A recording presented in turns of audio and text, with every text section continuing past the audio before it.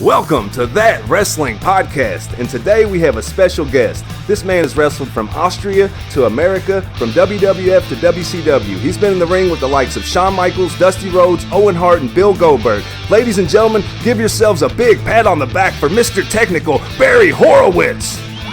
Barry, how are you doing what an today, intro. bro? Thank you. I'm doing excellent. Appreciate it. Thanks for having me on. Thank you so much for taking a few moments to join us. And you know, Mike and I have been looking forward to this all week, brother. Me too. And Mike, Mike, do you want to I'm go ahead and here, take brother. the floor and ask a few questions to Barry? Absolutely, man. I've been so excited about this. How you doing, Barry? Good to talk to you, my friend. Good, Mike. How are you? I'm doing great, man. My first question for you, Barry, was you a wrestling fan when you were growing up? Did you watch it as a kid? Yes, I did. Yeah, I probably started watching it when I was championship wrestling from Florida with Gordon Soley, the great. Probably, I was about 15, maybe 14. I see. Was there any particular wrestler that inspired you to break into the sport? Well, I would say off the top of my head it would be Jack Briscoe and Mike Graham. Yeah, two good ones. And you said something about Gordon Soley. You know, being here in Mobile, I grew up watching Mid-South and Continental Wrestling, and Gordon Soley, a true legend. Oh, yeah. Yeah, definitely. I mean, God, he's great. He's awesome. So you said that you idolized Mike Graham, and I was curious. So did that mean a lot to you when you didn't you defeat him at one time to claim the vacant Florida NWA championship? Yeah, it was really cool. It was an honor. It was in his hometown, and it was actually, my hometown is St. Petersburg, Florida, but his is Tampa, Florida. So it was an honor and privilege and great match, and I think it was sold out, and it was just awesome. Yeah, it was fantastic. It was one of the highlights of my career. And I believe Boris Malenko trained you, and I've heard you speak on it in the past about how it was like 18 brutal months in a mattress warehouse. And could you share some more thoughts on that with us? Sure. I mean, the great Malenko. I mean, he's the best. I got my whole foundation, my teaching, everything is right from the start. The great Malenko.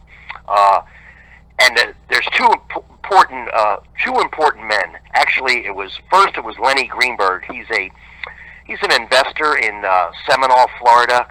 He's a multimillionaire, and he owns Starkey Road Auto Parts. And he passed away years ago, which I did not know. And he actually, basically through his findings and his in the know people, he got me the interview, so to speak, with Boris Malenko. So if it wasn't for him, I don't know if I would ever meet Malenko. I don't know if I'd be in pro wrestling. I don't know. So he introduced me. So there's the first step. Then the second is Malenko. And then the third is getting polished, and that's just traveling all over the world and traveling with, great icons like Bob Orton Jr. and Ric Flair, Chavo Guerrero Sr., Wahoo McDaniels, the Anderson brothers, Arn Anderson, Ricky Steamboat, Youngblood. I mean, I can go on and on and on. Rufus R. Jones, Boogie Woogie Man, Valiant. So when you're traveling with people like that, and Johnny Weaver, and you're just listening to people like that, Roddy Piper, you're going to learn. Especially if you got a want for it. You're going to just soak it in. Wow, what a list of names, man. What a list. Oh yeah, that's just some of them. So that's the basic fundamentals of how I started, and then the rest is, like they say, history. But really, the rest was just getting polished. You're learning the wrestling business, learning your craft, traveling. There's a lot to it. Right. Mm-hmm. I've heard you touch on the wrestling business as far as like Tough Enough and the way a lot of people are brought into now into the wrestling business. It's a lot different, ain't it? It's like night and day, I imagine, compared to the way it used to be getting into the wrestling business, huh? I think so. I don't know for a fact. I don't think they train as long as I did. I mean, I did for a year and a half. I don't know. Who knows? It could be harder. They have more innovative techniques, and it all depends who's teaching you, old school, new school. I think the combo is really good. and it works and it prevails. I mean, in my opinion, somebody like Malenko teaching you and breaking you in the wrestling business is the highest honor. But I would say if I had an option too, I think everybody, American, whatever, should train in Japan. That's where you should start. Wow. Yeah, preferably all Japan. What makes you say that as far as Japan wrestling? Well, there's a lot of organizations in Japan. I mean, I don't know if there still exist, but I mean, there's like, I don't know, 10, 15, and they all vary. But all Japan is noted for its, technical wrestling and its sustainability. I mean, that's the Giant Baba's company. Rest in peace, Giant Baba. And it's just a great company. Stan Hansen, Johnny Ace, The Patriot. There's a lot of greats that came out of there. Doug Furness, Danny Crawford. I mean, Terry Gordy, Dr. Death, Steve Williams. And, they've been noted. That New Japan is probably the tops in the world. Right. I've always loved the way the fans act in Japan, how respectful they are to the product. Yeah, extremely I mean, you walk down the city street in downtown in the Ginza area in Tokyo, and you're walking, it's like the Red Sea. It just separates if there's people in front of you walking towards you because the utmost respect. They just want to get out of your way. And they're very good fans. They're really good fans, super fans. Well, yeah. I imagine it is quite a pleasure doing things in Japan. That sounds awesome. Oh, it's awesome. I loved it there. It's very clean. I felt safe. The food was fantastic. Hotel rooms, everything just there was flawless. Barry, do you care to speak about your time like in Austria and what it was like working with Otto Wanz? Oh, yeah. I mean, wow. Story on Otto Wanz, he actually pursued me for a couple of years. Every time he told me that if I could come there, and I don't even know how he got my number, how he got in touch with me. Maybe he's just watching tapes. But I had to turn him down because I was really obligated to Vince or WCW. And at one time I was under contract, so I couldn't. But the one time, he just kept on pursuing. The one time it happened, and it was awesome. And I was, I think I did 2 shots for him in a month. Basically, I beat Franz Schumann for the title, and then he beat me a month later. And Otto Wanz is, first of all, he's a great guy, great promoter. He did great in the AWA. He was the AWA champion for Vern Gagne. And he's just he's the type of guy, he doesn't care if you're a son, if your father was a wrestler. He doesn't care. He cares about if you're a professional and you know how to wrestle and you're the total package. You're training, you're doing this, you're not giving them, you're a business. You're total business with him. And that's what I guess he saw in me, and he treated me extremely well. I mean, I couldn't have, top notch, class act. Absolutely. And I liked it there in Austria. Austria was nice too, by the way. Hotel rooms, the gyms, the food. It was very nice there. Very nice. So the entire picture was perfect over there, huh? No, I think so. Yeah, definitely. Without a doubt. Well, Barry, you were pretty well traveled. I guess my question is, when did you get the call for the WWF, and did you know somebody in the WWF, or how did that come about for you? Well, actually, I started with them. I started with Vince Sr., and I basically got myself in. Before I left Malenko's school, he gave me a sheet of paper with like 10 organizations on it. The NWA, Crockett Promotions, Don Owens in Portland, Puerto Rico.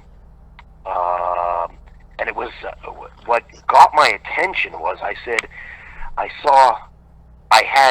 said WWF and Gorilla Monsoon's number. And I called him. Basically, and I told him who I was, and he told me to show up in Allentown, Pennsylvania on a Tuesday. We film once a month. We film a lot. I mean, we film for 2 days. The second day is in Hamburg, Pennsylvania at the Field House there. And basically, normally for about a year, 2 days, I was wrestling 6 times. Wow.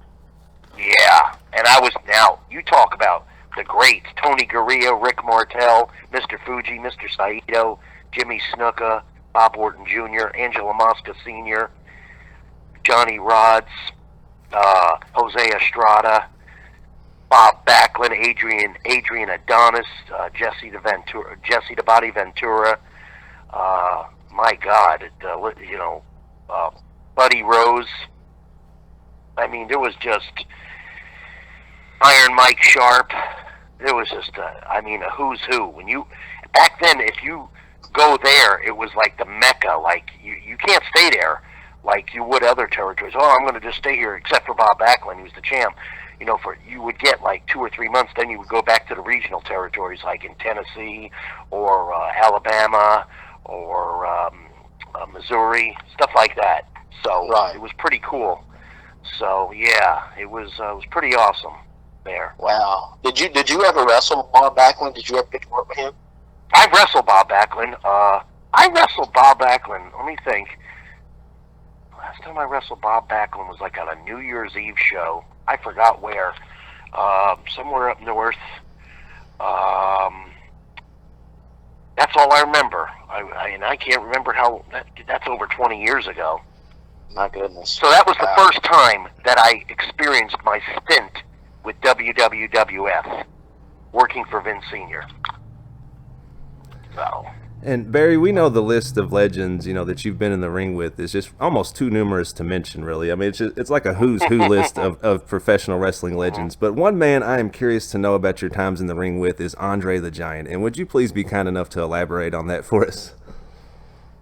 Well, one time I was in a handicap match, and it was for TV at Hamburg, Pennsylvania. I think, if I'm not mistaken, my partner was Bob the Cat Bradley. And we wrestled him as a handicap match, 2 against 1. And didn't last long. And that was basically it. As far as anything about Andre, he was just well respected. Another icon that wouldn't stay in the territory long. He'd be there for a couple weeks or whatever, and then you go to Florida.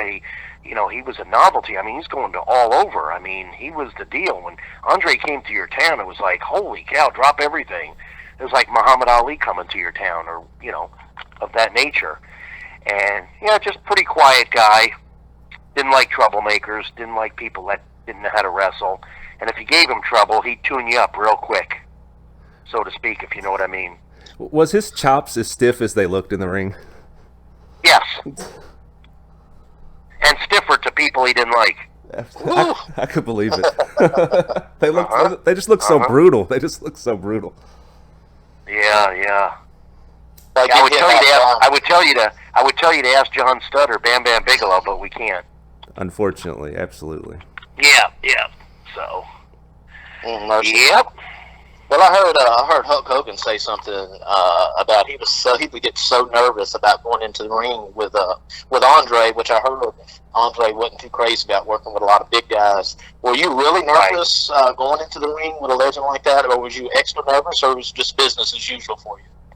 It was. I'm sure I was a little bit nervous, and business too, and just wanted to do proper,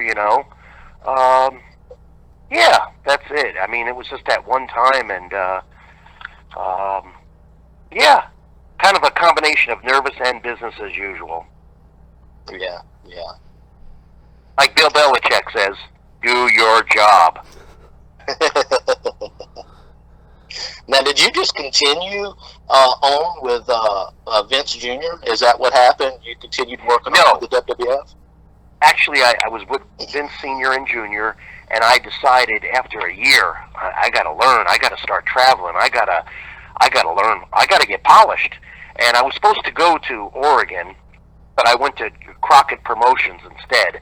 They sent me there. Actually, Vince Sr. set it up for me to go for Jimmy Crockett, Mid-Atlantic Championship Wrestling. Like I said, everybody was there. I mentioned everybody. I forgot about Mike Rotundo there and One Man Gang. Yeah. I mean, there was who's who. I mean, there was a lot. We were wrestling 6 days a week. 5-6 days a week. Only got on a plane like once a month to go to Canada to wrestle at Maple Leaf Gardens. So, yeah, I was there about 2 years. And that definitely got me polished because, like I said, you're traveling with all these great legends and icons, and you're just listening, and then you're working out, and then you're honing your craft, and then it's just day after day. I mean, you've got to get better. Plus, none of the matches, especially the first, second, third matches, or anybody that was new like myself, you have to stay to the end. You have to watch every match, which I'm kind of grateful for that. I had nowhere else to go anyway, and I was traveling with, mostly I was traveling with Rufus R. Jones and Jimmy Valiant and Tommy Young, the referee, or Sonny Fargo. So they were last anyway, so we'd all travel together, and that was good too, because all you do is get in the car and you're listening to these guys talk and stories and what not to do and what to do. So that was cool. I imagine, yeah, that was a hotbed of wrestling right there, just like you said. So many legends. Oh yeah, that was the first Starrcade, 1983, Greensboro Coliseum. I was there and on the card. Oh my goodness, were you really? Wow. Oh yeah. I love Starrcade. Starrcade '83. Was that the one with Flair and Race? Was that the first one? You got it. Yeah. Wow. You got it. Yeah, man. Yes. What a man. Greensboro Coliseum. You know, speaking of the Nature Boy, did you ever get to work with Ric Flair? Did you ever have the matches with Flair? I wrestled, let's see, I think twice. I think I wrestled him once on Florida Championship Wrestling, and the last time I wrestled him was at Universal Studios. We were doing a taping for WCW's Saturday Night. Wow. So, yeah. This next question, Barry, is for a co-host of ours, Clyde. He's not with us today on the show, but he was so curious to know what your time in the ring with Owen Hart was like, and if you ever had the chance to wrestle against Bret. Oh, yeah, definitely. I wrestled Bret numerous times, tag team, single matches. Owen, near and dear to my heart. Rest in peace also, Owen. It should have never happened, but that's another story. Owen is great because he's my type of wrestler. He's a technician. He was broken in properly from the Hart family in Calgary, and just an awesome talent. I mean, just phenomenal. I mean, yeah, I can't praise him enough. And I had a lot of matches with Owen Hart, the Blue Blazer, when he was tagged up with Coco. A great main event at the Survivor Series in the Boston Gardens when I was the Red Knight. I mean, it was great. It was really good. So, yeah, I give utmost praise to Owen Hart. Oh, he's going to be happy to hear great guy. Just a great guy, great athlete, great pro wrestler. He's going to be happy to hear you say that. This guy is the biggest Bret and Owen fan that I've ever met in my life. So it's going to make his day. Yeah, they're phenomenal. I've heard you say that your times on the road were boring, Barry, and which is good. You know, I'm kind of like that also. I'm pretty much a go to work and come home kind of guy myself. And but I was just curious. Do you have any funny stories or anything that you would care to share with us that you've seen while you was out on the road? Oh my God. Any anecdotes? Well, I'll just correct it. They weren't boring. They weren't boring. They weren't boring because I'm constantly busy, so I couldn't get bored. But I know what you're saying as far as the party life and stuff. But I treat it basically. I leave the house and get on a plane. I'm in shoot mode, just about. You gotta land the plane gets landed, and you're going for your rent-a-cars or whoever's picking you up. You get into your hotel. You got to get to the gym. You got to get to the building. You got to warm up. You got to stretch. You got to have a great match. By the time that's all done, it's time to start over again. You're on another plane or another car or driving somewhere. As far as stories, I got so many. It will definitely be in my book, which is hopefully in the works for next year. But I'll just try to think of a lighthearted one. Let me think. Let's just use Owen. This is great. I think it was in. It may have been Spokane, or in that region towards Portland, and I needed to ask Owen something, or I was looking for somebody, so I knew where his room was. He was upstairs, and I'm knocking on his door, and he's not answering, and it's not, I don't think it was early in the morning, but it wasn't late at night, and I think we were off or something, and he answers the door with a mask on that those black masks you wear so when you go to bed. I'm sure you've seen those things. Yes. Those things that brush your eyes. And Yeah. I'm going, what the heck? And he goes, could I help you? And he lifts it up, and one eye's showing, and he's got a phone receiver in his hand, like he's talking to somebody. But if you look down, it's unplugged from the phone from the hotel. So he's not talking to nobody. And I go, what are you doing? You're half asleep, and that phone isn't plugged in. You're not talking to nobody. And he I don't know what he said or laughed and just shut the door. Yep. Yeah. So, yeah, there's so many different stories, and then some I can't probably repeat or, stuff like that. I will say another one that I kind of, it's one of my favorite stories. We will all remember Kevin Kelly, the magnificent Kelly from AWA, and then, of course, his role as Nails in the WWF. Oh, absolutely. Right. Absolutely. Okay. Well, Kevin is a car enthusiast. He knows his cars. We could be driving together. When we drove together, he always drove, and he just loved driving. And he, pass a car. I'll tell you what size engine it is. This, and that. Well, I guess he rented a Cadillac, and we went down. He got off an exit into like an apartment complex, but it wasn't sealed like they are today, like with gates and all that stuff. Just a side road. It was dark, but you could see still. It was it was safe for what was about to happen.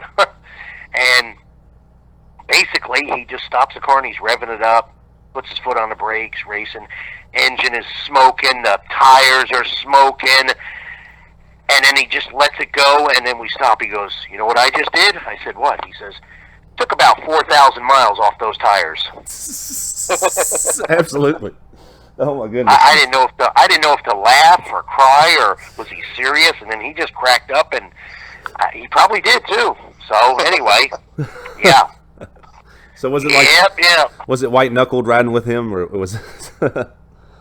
What's that? I said, was you holding on for dear life when you was riding with this guy?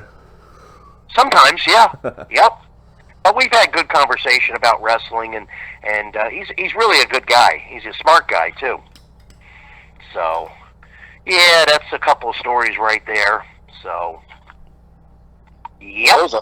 Those are awesome. Those are awesome stories. And like you said, I'm sure you could go on and on for days. And like you said, most of them you probably couldn't tell on the podcast, I would imagine. Nah, some of them are brutal, and some of them I'll get somebody in trouble or something, but there's lighthearted ones, too, that are pretty cool. Right. What was your most memorable match in the WWF, Barry? I got a lot of them, but I would say any of them with Owen Hart and, of course, Chris Candido, a.k.a. Skip. Mm-hmm. That was it. That was a great story. How was Chris to work? I mean, how was he to work with? Did you enjoy working with him in that story they had? Another true professional and another true technician and just a great guy. Again, that's a shame too. Yeah, that was very sad. I was actually watching that pay-per-view years ago, and I seen him. I seen the break with his knee, and I thought, oh, his leg. I thought, man, that is horrible. And I just remember the next day hearing the news, and man, it's just such a shock. I mean, it's a tragedy. It really is. Yeah, it is. Just some of the stuff can be prevented. You know what I mean? I'm going to give you a little thing that I saw last night. I guess there's this, I don't know if you have the cable network, it's called VICELAND. Right. Absolutely.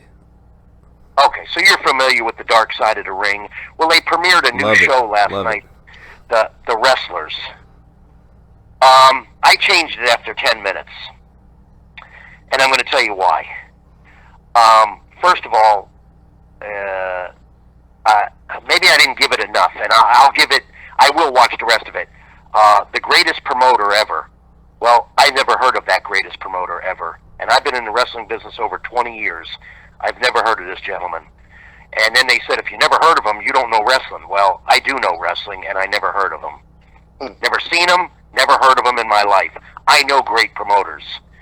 okay? And the top dog is Vince McMahon Jr., Jimmy Crockett, Fritz von Erich, Eddie Graham.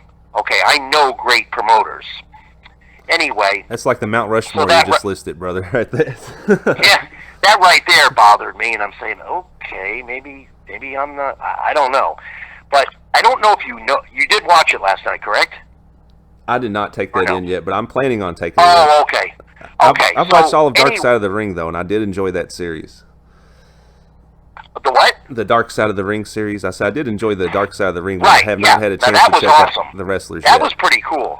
Yeah, I wasn't impressed. The only thing that bothered me a little bit, and just me as a person or old school, I guess there was a match, and the guy has a shovel, and he swung it, and he hit the guy in the elbow, and of course it cut him open bad. But the thing is, here's the thing, because I lean towards more technical type wrestling.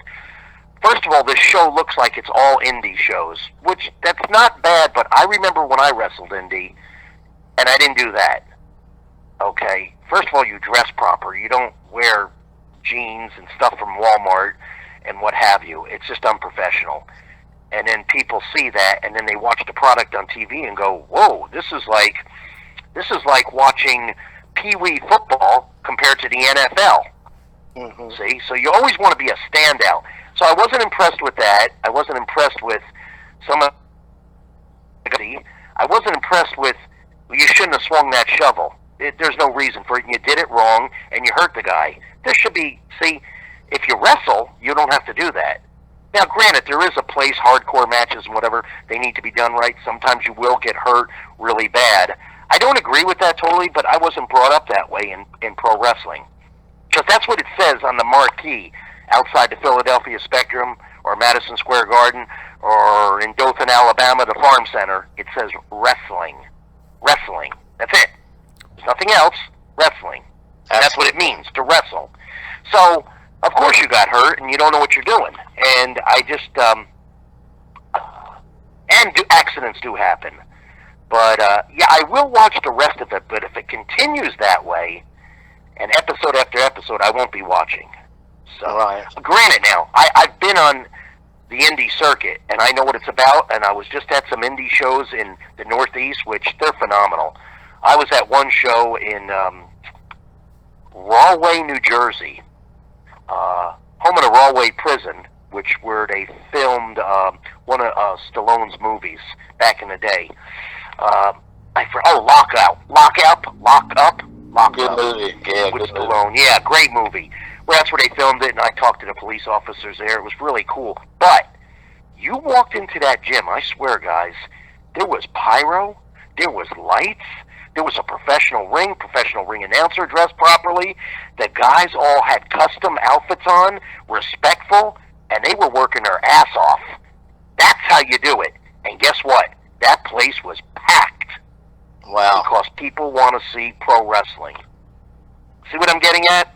Absolutely. That's how you got to do it. Not flim-flam. Not flim-flam. Just give things a bad name.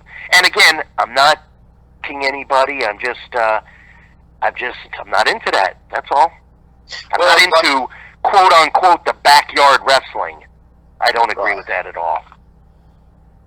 Well, like you said, there's a time and a place for it. You know, that's just like that's like me with a cage match. It should be the culmination of a feud. It shouldn't be the first match or nothing like that. You know, so there's a time and a place for it. But yeah, you're absolutely right. It's an overkill, and you can injure yourself and injure somebody. Yeah, it's stupid because you didn't get much. You didn't get much money that night, and I know you're paying your dues. I understand all that, but you just touched on. It just flashed through my head when you talk cage match. The biggest thing I think of when you say cage match, Kerry Von Erich against Ric Flair back in the day, world class from Texas, and then the one on Saturday night's main event when they used to do it once a month. Vince, Paul, Mr. Wonderful Orndorff against Hulk Hogan. That was unbelievable. I love those two matches. Oh yeah. Oh, me too. Classic matches. With the clock. With the little clock ticking in the left side and the right side of the screen. Yeah, and And I'll tell you what was really cool was that Von Erich and Ric Flair, first time I ever seen this. This was so cool and smart, where I think it was Flair who did it to Kerry. He slammed his head in the gate. He opened up the gate, and he either slammed his head or his hand. I don't remember, but you never see that because you have to climb up the top. But he opened up the door. Back in the day, they had a door. Mm-hmm. Right. And you didn't see that. I mean, that was cool. Plus it was a good match. And, Flair made it all, too. I mean, nothing against Kerry, but Flair was the leader. Oh, definitely. Well, Barry, we appreciate you taking some time to join us today, and we're running right at about 30 minutes right now. So if you don't mind, could Mike and I just each ask you one final question before we end the show for the day? Yeah, sure. And then if you don't mind, I just want to tell everybody about my Facebook page. It's out there. If you're looking for me, if you're looking for mentoring or meet and greets, or I'm actually right now pursuing 2 wrestling organizations to be a coach or trainer. So, and I'm sure everybody knows which ones they are. And I'm in hot pursuit because I think my qualifications and resume will suit them fine. And I think they would be happy what I bring to the table, and just my like I said, my anytime you go to BarryHorowitz.com or WWE.com or MrTechnical.info or my Facebook page, I'm there. So I'd like everybody to look at it because it's only about 3 weeks old now, and it's new, and I heard it's doing really well. So I just wanted to give that a quick plug and fire away with your questions, gentlemen. Go ahead, Mike. You go ahead and take the floor, brother. And thanks again, Barry. And I'll ask my final question in just a moment. Oh, Thank you so sure. much. Thank you. It's a pleasure to be here. Maybe we'll do part 2. Oh, that would be excellent. Can't wait. Oh, yeah. Me too. Oh, yeah, Me too. Yeah, I feel like we just scratched the surface, man. We can, Me we too. can talk I for agree. hours and days. Yes, without a doubt. I guess my question for you would be, Barry, because we haven't touched on it much, is you were in the WCW also. What was the biggest difference, or there might have been a bunch of them, between working for the WWF and the WCW? I think the WWF's just bigger. I mean, WCW was good, granted. I didn't have to travel as much. I just think the production, everything was just a notch or two above.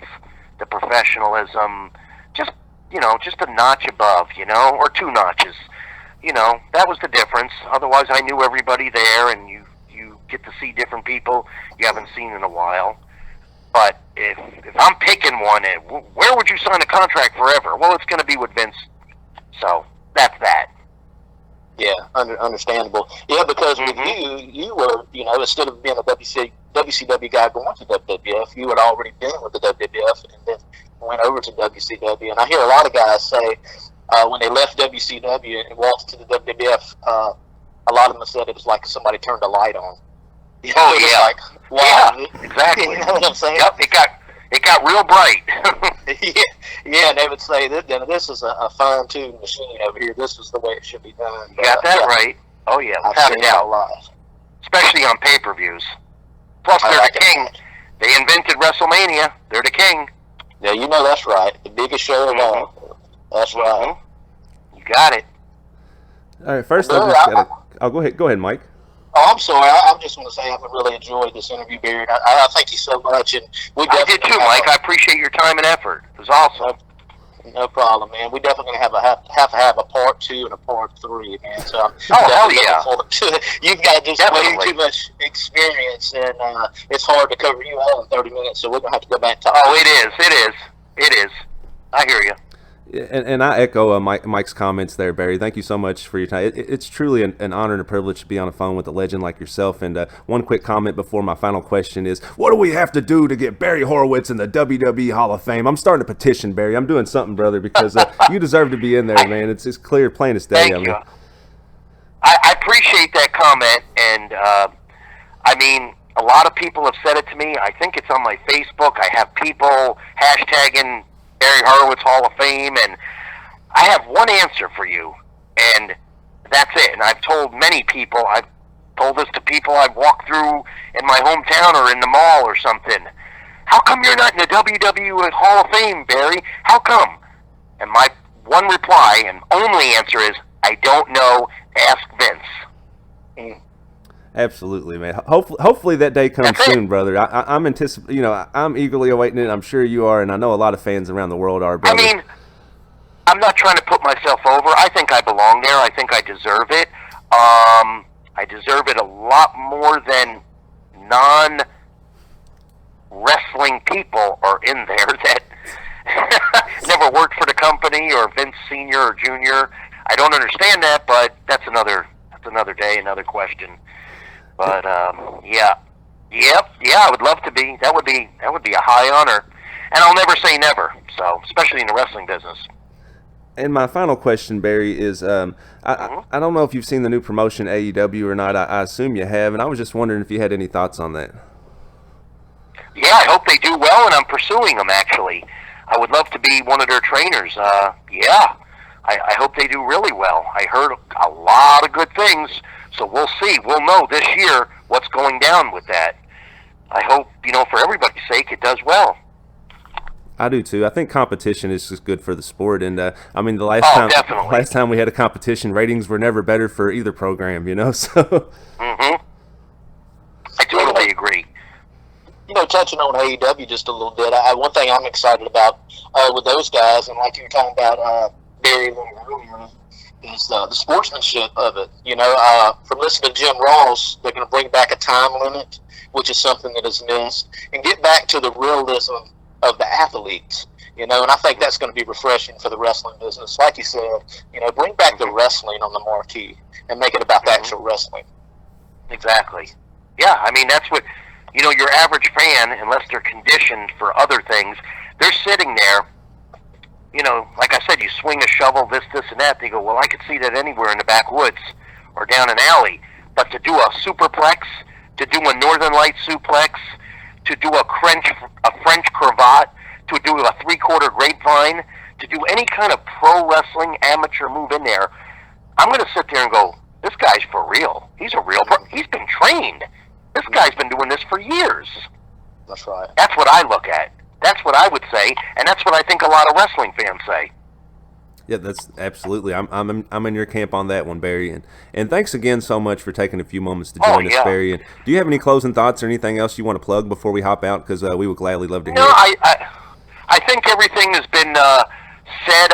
Also, my hobby is country music. I love country music, and if you go to my Facebook or if you just Google Joe Diffie Pickup Man, you'll see Barry Horowitz in there back in the day about 4 times. It was a #1 hit and video for Joe Diffie on CMT in '95. So, guys, check that out. Check out my Billy Ray Cyrus mullet. I've seen it, brother. I live in Louisville, Kentucky, baby. I love my country music, and I've seen it. I was going to ask you about that. That was on my list, but I didn't want to, hop into that too soon. I love wrestling in Louisville Gardens. It was awesome for various companies, and it's the home of Muhammad Ali, and it's awesome. Love Louisville. Well, Barry, the only thing I'm going to close. Oh yeah, the only thing I am going to close with this, guys. There's a lot of great wrestlers, but Barry Horowitz wrestles great. Absolutely. Thanks again, Barry. Baby. We'll wrap it up on that. Thank you, guys. Thank you so much. Appreciate it. Talk to you soon, sir. Thank you very much. All right, part 2. Part 2 coming up. That's right. This is Clyde from That Wrestling Podcast. It was an honor and a privilege to have Mr. Technical Barry Horowitz.